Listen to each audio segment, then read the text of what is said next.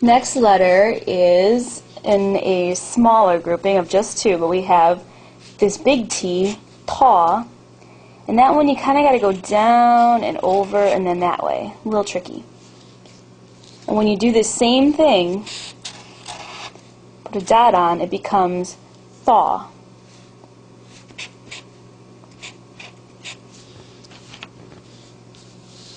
That is one grouping right there. Thaw, I guess I should probably actually write it, sorry, and thaw. You're probably thinking, okay, we already have these T's and these THs, but that's like I said before, there's some that have the same, and you just got to be able to tell from the transliteration what they actually are. And I just wrecked that one.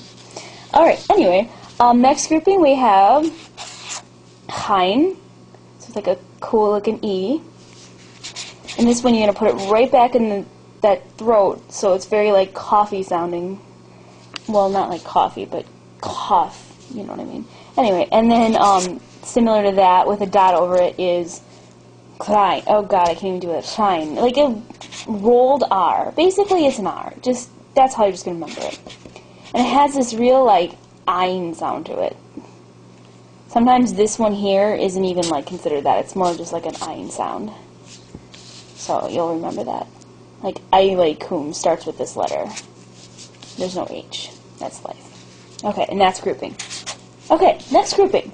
Where are we here? Okay, fa.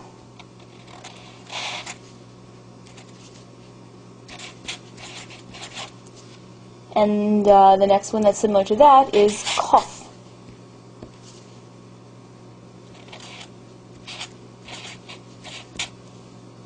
Fa and cough are similar together.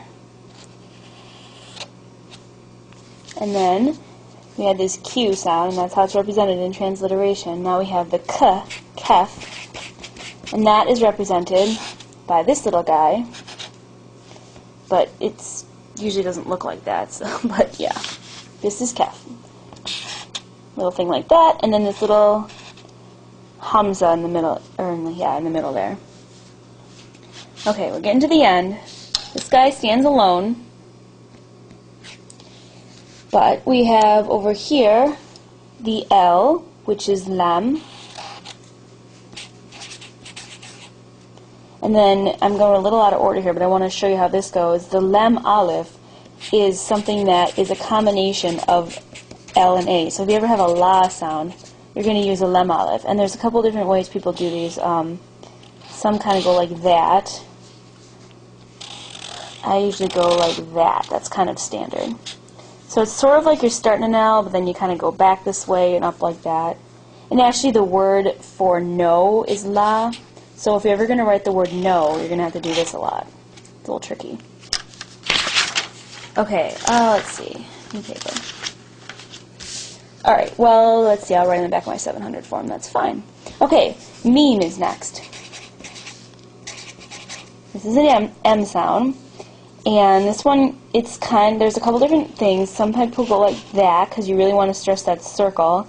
But a lot of times it's just sort of like that in the word.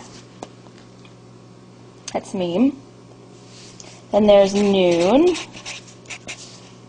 Same shape as those earlier ones we did, ba, ta, and tha, except this time there's going to be one dot and it's up here. So I mean, if you were wondering why ta has two and you were like, well, where's the one with one dot? Well, there it is. It's noon.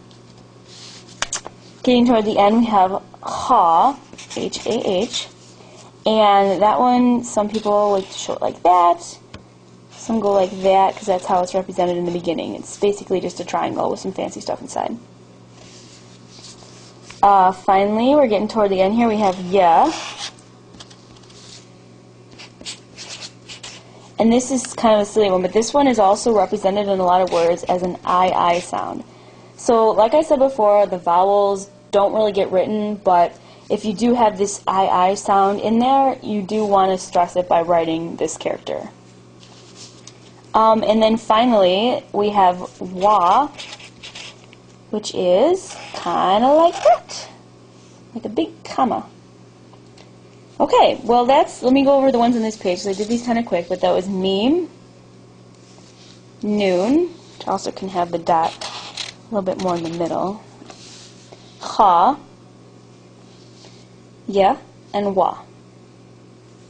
There's also this thing called a hamza, which doesn't get really, I don't know really how often that's used, but alone, I mean. But that's a hamza, and it is considered to be part of the alphabet, so if you hear someone saying the alphabet, they're probably going to include that in the end. Okay, well that's the alphabet. Let me just go back to the first page here, we can review.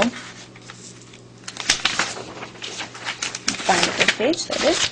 Okay, we had Aleph, Ba, Ta, Tha, Jim, Ha, Cha,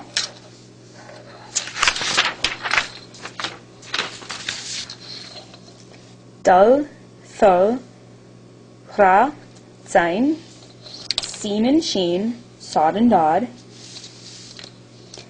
Tau and Tau, Chain and Rein, Fa and Kof, Kef, Lam, Lam Aleph,